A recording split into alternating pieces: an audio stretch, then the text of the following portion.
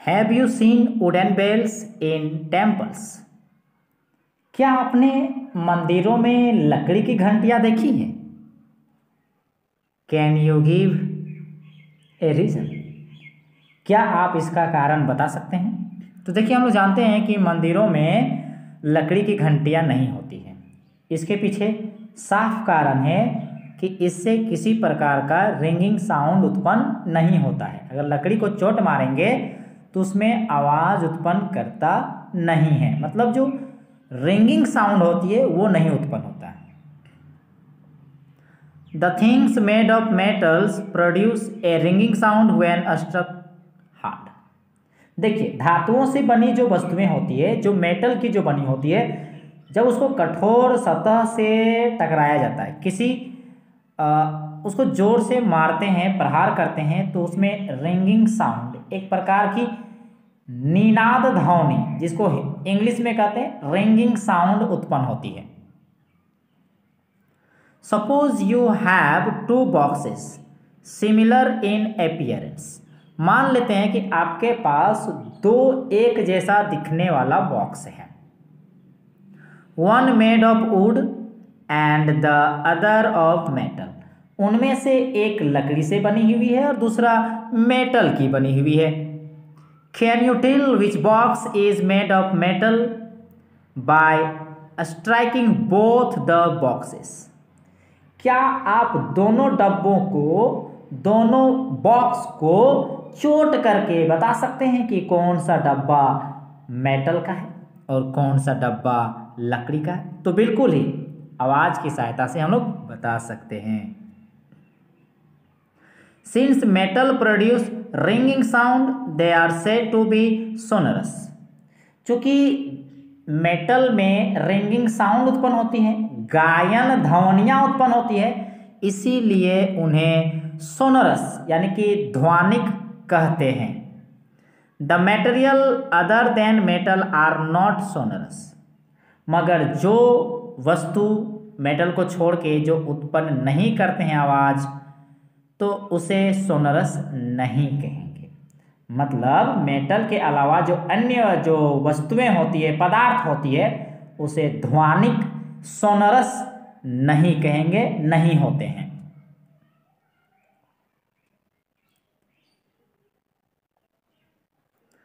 After performing the above activities we can say that some material are hard, lustrous, malleable, ductile, sonorous and good conductor of heat and electricity। तो ऊपर अभी जितने भी हम लोग activity किए, तो उक्त क्रियाकलाप करने के पश्चात हम यह कह सकते हैं कि कुछ पदार्थ जो होते हैं कठोर होते हैं, कुछ पदार्थ जो होते हैं चमकीले होते हैं, कुछ मेलिएबल यानी कि आघातवर्धी होते हैं, कुछ डक्टाइल यानी कि तन्य होते हैं, कुछ सोनरस यानी कि ध्वनिक होते हैं, ध्वनि उत्पन्न करने वाले, और कुछ जो होते हैं हीट और इलेक्ट्रिसिटी के बढ़िया कंडक्टर होते हैं, सुचालक होते हैं। The materials which generally possess these properties are called metals. तो वैसे पदार्थ जिनमें ये गुण देखने को मिलता है, उन्हें मेटल्स कहते हैं, धातु कहते हैं। The example of metals are, अगर हम मेटल्स के एग्जाम्पल की बात करें तो इसमें iron, copper, aluminium, calcium, magnesium etcetera ये सब आते हैं। In contrast materials like coal and sulphur are soft and dull in appearance. इसके विपरीत यदि हम बात करें तो कोयला और सल्फर जैसे पदार्थ जो होते हैं वो नरम होते हैं और दिखने में मलिन होते हैं, गंदे होते हैं। They break down into a powdery mass on tapping with a hammer. जब इस पर हथौड़े की हल्की सी भी चोट पड़ती है ना, तो ये टूट के चूर हो जाते हैं। They are not sonorous and are poor conductors of heat and electricity। ये ध्वनिक भी नहीं होते हैं यानी सोनरस नहीं होते हैं, और ना ही ये हीट और इलेक्ट्रिसिटी का कंडक्टर है, यानी कि ये पुअर कंडक्टर यानी कि कुचालक हैं। दिज मटेरियल्स आर कॉल्ड, तो इस मटेरियल्स को, इन मटेरियल्स को नॉन मेटल मतलब अधातु कही जाती है। The examples of non metals are sulphur, carbon, oxygen, phosphorus etcetera. अगर हम और भी एग्जाम्पल की बात करें नॉन मेटल में, तो देखिए इसमें सल्फर आ सकते हैं, कार्बन आएंगे, ऑक्सीजन आएंगे, फॉस्फोरस आएंगे, एक्सेट्रा, मतलब और भी बहुत सारे आ जाएंगे।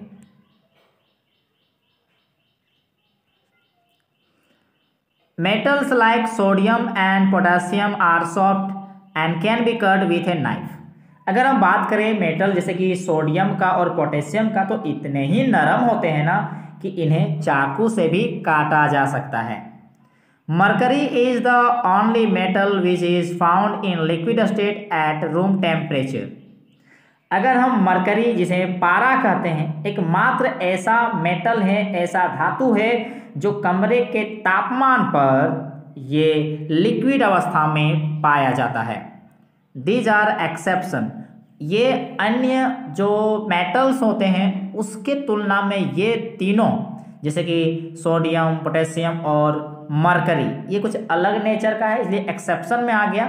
चूँकि हम लोग पढ़े थे कि मेटल कठोर होता है, हार्ड होता है, तो देखिए आपका सोडियम और पोटेशियम देखिए मेटल तो है फिर भी ये नरम है, तो कह सकते हैं एक्सेप्शन है। उसी प्रकार मेटल जो होते हैं सॉलिड होते हैं कमरे के तापमान में, रूम टेम्परेचर पर, तो वही देखिए मरकरी की बात करते हैं, तो देखिए ये कमरे के तापमान में लिक्विड है, तो इसलिए बोला गया है कि ये सभी एक्सेप्शन है।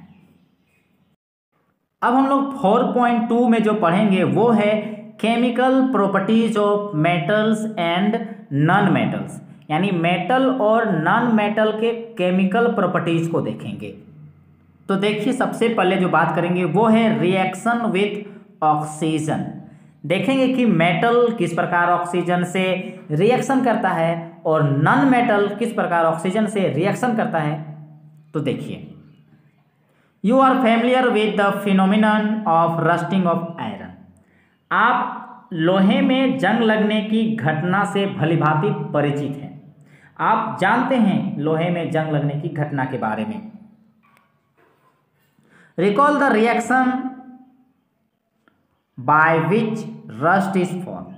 तो याद कीजिए उस अभिक्रिया का जिससे ये पता चलता है कि जंग बनता है, जंग बनता है लोहे में, उस रिएक्शन को याद कीजिए।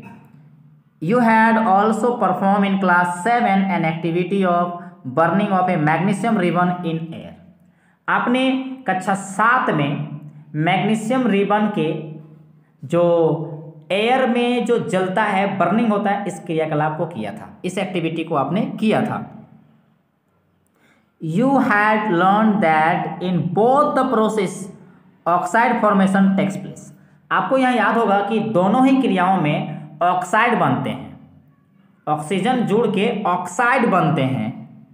तो देखिए, complete the following reaction of iron and magnesium with oxygen. तो यहाँ पर इसको पूरा कीजिए रिएक्शन को। देखिए, आयरन और ऑक्सीजन और वाटर ये जुड़ गया तो क्या बना, लिखिए। उसके बाद मैग्नीशियम और ऑक्सीजन से जुड़ा तो देखिए ऑक्साइड बना, तो क्या बना लिखिए, यहाँ पे दोनों में देखिए ऑक्साइड बनता है। तो इन्हें पूरा कीजिए। अब देखिए activity 4.3। Let us check the nature of rust form as a result of reaction between iron, oxygen and water। तो आयरन, ऑक्सीजन और जल के बीच में रिएक्शन होता है, इसके कारण जंग लगता है। तो आइए इसी पर जांच करते हैं। Collect A spoonful of rust and dissolve it in a very little amount of water. क्या करना है, देखिए आपको लगभग 1 चम्मच जंग को इकट्ठा कीजिए और उसे थोड़े जल में थोड़ा सा पानी लीजिए और उसको घोलिए, डिसॉल्व कीजिए। You will find that the rust remains suspended in water. आप पाएंगे कि वो जल में घुले हुए अवस्था में, यानी कि निलंबन के रूप में रहता है, मतलब पानी में पूरा समा जाता है। मतलब सस्पेंशन, सस्पेंडेड मतलब कह सकते हैं वो घुला हुआ अवस्था में होता है। सेक द सस्पेंशन वेल, अच्छे तरीके से उस निलंबन को हिलाना है, अच्छी तरीके से लटकन को आप हिलाइए। Test the solution with red and blue litmus paper, जब घुल जाएगा रस्ट जो जंग जो था जो पानी में घुल गया, उसके बाद उसको चेक कीजिए रेड और ब्लू लिटमस पेपर से। व्हाट डू यू ऑब्जर्व, आप क्या देखते हैं? इज द सॉल्यूशन एसिडिक और बेसिक, इस डिसॉल्व को जो आपने चेक किया तो क्या पाया कि वो अम्लीय है, एसिडिक है कि बेसिक है? तो यहाँ क्या देखते हैं कि देखिए जब इस पे लिटमस पेपर को डाल देते हैं रस्ट सस्पेंशन में, तो देखिए रेड लिटमस पेपर देखिए क्या हो गया। देखिए रेड लिटमस पेपर में उसका रंग बदल रहा है। तो उस रंग के बदलने के आधार पर आप बताइए कि वो एसिड है कि बेस है। देखिए जो यहाँ पर जंग के जो सॉल्यूशन तैयार किया था, रस्ट का जो सॉल्यूशन तैयार किया था वाटर के साथ, उसमें जब रेड लिटमस को डालते हैं तो इसमें देखिए रंग धीरे धीरे धीरे ब्लू हो जाता है, जो इस बात का प्रमाण देता है कि इसका नेचर बेसिक है। तो इससे ये पता चलता है कि मेटल के ऑक्साइड का नेचर बेसिक होता है। अब देखिए यहाँ पर पहली कुछ सोचती है, चलिए उसके बारे में समझते हैं। Does copper also get rusted, क्या कॉपर भी जंग लगता है? I have seen A greenish deposit on the surface of copper vessel, हमने कॉपर के बर्तन पर हरा जमा हुआ पदार्थ देखा है। तो क्या हम ये कह सकते हैं कि कॉपर में भी जंग लगता है?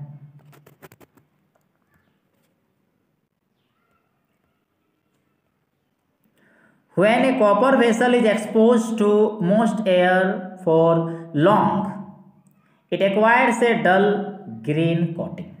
देखिए जब कॉपर के बर्तन को लंबे समय तक नम वायु में खुला छोड़ दिया जाता है तो उसमें हल्की हरी रंग की परत सी जम जाती है। The green material is a mixture of copper hydroxide यानी कि CuOH Hol2 and copper carbonate CuCO3, ये दोनों चीज का मिक्सर होता है वो हरा रंग का मटेरियल जो कि कॉपर के बर्तन में होता है। The following is the reaction, देखिए पर रिएक्शन बताना चाह रहा है। जैसे कि कॉपर था, वाटर, कार्बन डाइऑक्साइड और ऑक्सीजन। तो यहां पर देखिए वाटर और कार्बन डाइऑक्साइड इसे मोस्ट एयर कहते हैं। तो ये सभी चीजें मिलने के बाद क्या बनता है? कॉपर हाइड्रोक्साइड और कॉपर कार्बोनेट, इन्हें ही ग्रीन कलर का कोटिंग जो होता है वो चढ़ जाता है।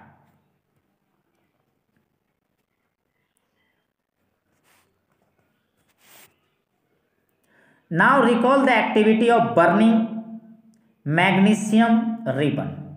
अब मैग्नीशियम रिबन के जो बर्निंग की जो एक्टिविटी था उन्हें याद कीजिए। The ash obtain on burning magnesium ribbon is dissolve in water and tested for its acidic and basic nature. देखिए मैग्नीशियम के रिबन को जो दहन कर दिए, जो जला दिए, उससे जो राख प्राप्त होता है, एश प्राप्त होता है, उसको पानी में घोलते हैं। इसलिए घोलते हैं ताकि हम उसको चेक कर सकें कि वो उसका एसिडिक नेचर है कि बेसिक नेचर है। Is the solution acidic or basic? How do you ascertain this? कि वहां पर जो सॉल्यूशन है वो अम्लीय है या क्षारीय है, यानी कि एसिड है कि बेसिक है, आप इसको किस प्रकार सुनिश्चित करेंगे? You must have observe that, आप अवश्य ही ये देखे होंगे कि परीक्षण किया होगा कि that the red litmus turns blue, red litmus जो होता है वो नीला हो जाता है। So oxide of magnesium is also basic in nature, इसलिए मैग्नीशियम के ऑक्साइड भी बेसिक नेचर के होता है।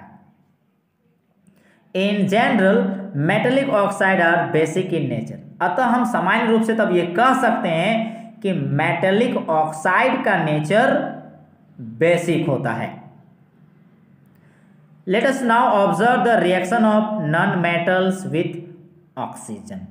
अब हम लोग क्या करते हैं, नॉन मेटल के साथ ऑक्सीजन के रिएक्शन को देखते हैं। तो activity 4.4 to be demonstrated by the teacher in the class. देखिए इस परीक्षण को जो प्रदर्शन को जो दिखाना है वो टीचर के द्वारा कक्षा में की जानी चाहिए ताकि बच्चे लोग को समझ में आ जाए। तो देखिए, take a small amount of powder sulphur in a deflagration spoon and heat it. देखिए चूर्ण किया हुआ, पाउडर किया हुआ सल्फर की कुछ मात्रा लीजिए और उसे कहाँ पर रखना है, डिफ्लैग्रेटिंग स्पून में, उद दहन चम्मच में लेना है, एंड हीट इट, और उसको गर्म करना है। If deflagrating spoon is not available, मान लेते हैं कि डिफ्लैग्रेटिंग स्पून मौजूद नहीं है, you may take a metallic cap, आप धातु का कैप ले सकते हैं, एनी बोतल, मतलब किसी भी बोतल का जो धातु की जो कैप होती है उसको ले सकते हैं, and wrap A metallic wire around it, और उसके चारों तरफ आप क्या कीजिए ना, तार लपेट दीजिए, and give it A shape, जो कि चित्र में 4.4a में जो दिखाई गई है उस आधार पर बना लीजिए। जैसे ये देख सकते हैं, बहुत ही सिंपल है अगर ये वाला आपके पास मौजूद नहीं है तो।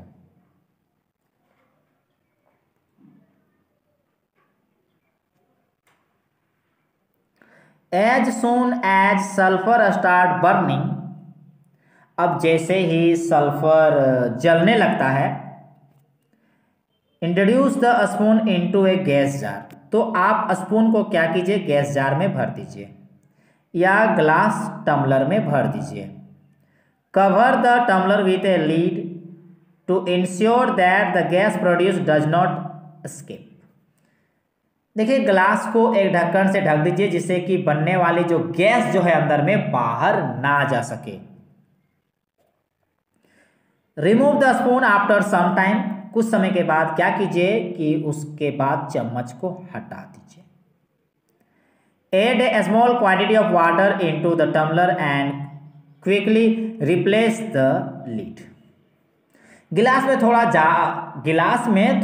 जल डालिए, थोड़ा पानी डाल दीजिए और तुरंत ही ढक्कन से वापस उसको ढक दीजिए।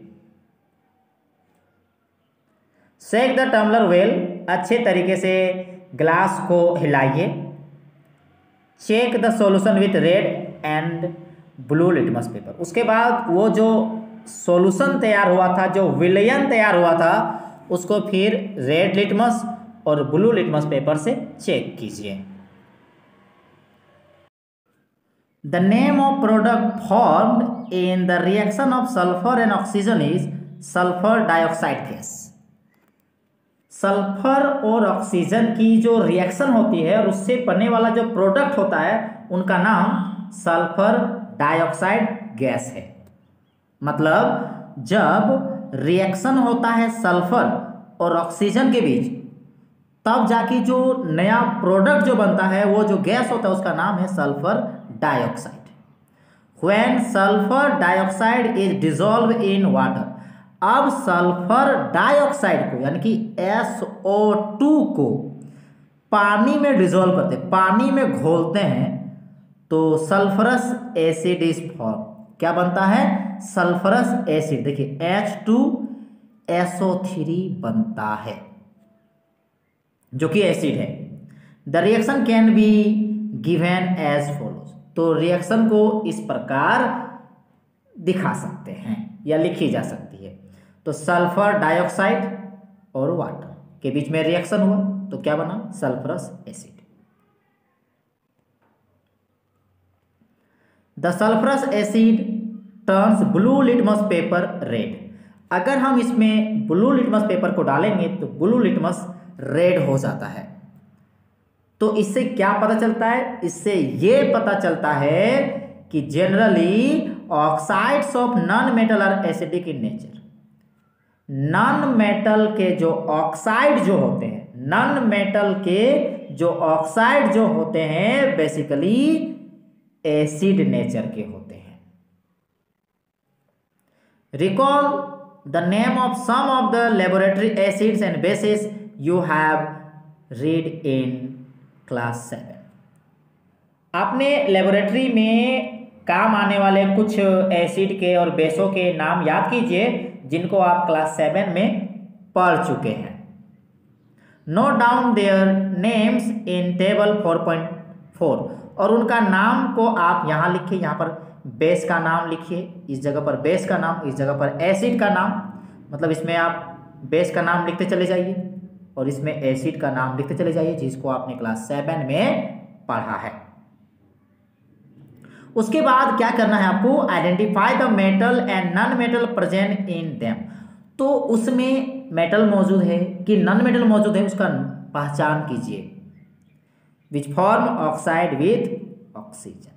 देखिए ध्यान से, identify the metal and non metal present in them which forms oxides with oxygen. कहने का मतलब है कि उसमें जो मेटल और नॉन मेटल जो मौजूद उसकी पहचान कीजिए जो ऑक्सीजन के साथ मिल के ऑक्साइड बनाता है। तो देखिए यहाँ पर एक दे दिया गया है, ये देखिए कैल्शियम हाइड्रोक्साइड जो कि बेस है। तो देखिए यहाँ पर कैल्शियम इसमें है जो कि कैल्शियम क्या है? मेटल है। इस तरह पहचान करना है। उसके बाद यहाँ देखिए सल्फ्यूरिक एसिड। देखिए सल्फ्यूरिक एसिड में सल्फर मौजूद होता है तो यहाँ सल्फर लिख दिया जो कि ये नॉन मेटल है। इसी तरह आप बहुत सारे बेस को ले सकते हैं, बहुत सारे एसिड को ले सकते हैं और पहचान कीजिए कि उसमें मेटल है क्या या उसमें नॉन मेटल है क्या और उसको यहाँ पर बॉक्स को पूरा कीजिए।